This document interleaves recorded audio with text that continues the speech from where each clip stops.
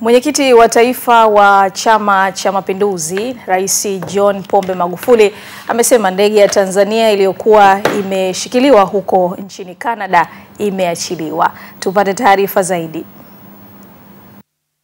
Rais Magufuli ameyasema hayo wakati akifungua semina ya wajumbe wa halmashauri kuu ya taifa ya chama hicho jijini Mwanza.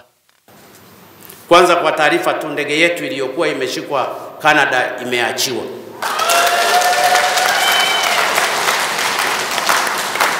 Mtatangaziwa tarehe ya kuipokea na mtaipokelea hapa Mwanza.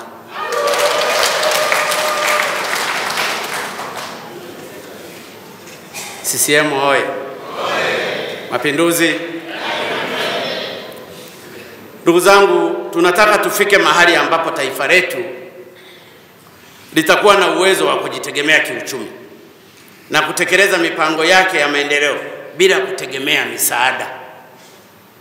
Nilikwisha eleza ndugu zangu, Tanzania ni tajiri. Sisi ni matajiri kweli kweli. Na hii narudia ndugu zangu kwa wajumbe wa Ndege, Tanzania ni tajiri.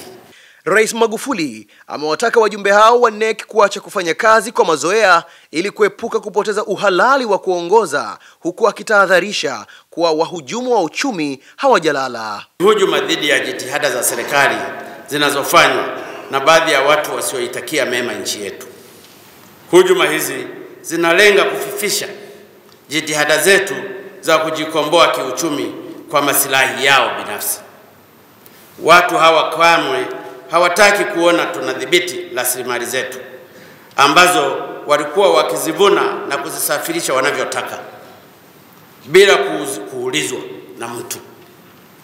Zaidi ya hapo, watu hawa hawatakubali tutekeleze miradi mikubwa ya kimapinduzi inayoharakisha maendeleo nchini, ikiwemo bwawa la Nyerere ambalo litaongeza megawatts zaidi ya 2115, ambalo linajenga heshima kwa mwanzilishi wa taifa hili, baba wa taifa Mwalimu Julius Kambarage Nyerere, na roho yake ipumzike kwa amani. Amewahimiza wajumbe kupanga mipango inayoakisi kujenga taifa linalojitegemea ambalo nguzo kuu za uchumi wake ni sekta ya viwanda kutokana na utajiri mkubwa wa rasilimali zilizopo nchini. Kwa hiyo ndugu zangu wajumbe, nataka niwaeleze hili kwamba nchi hii ni tajiri.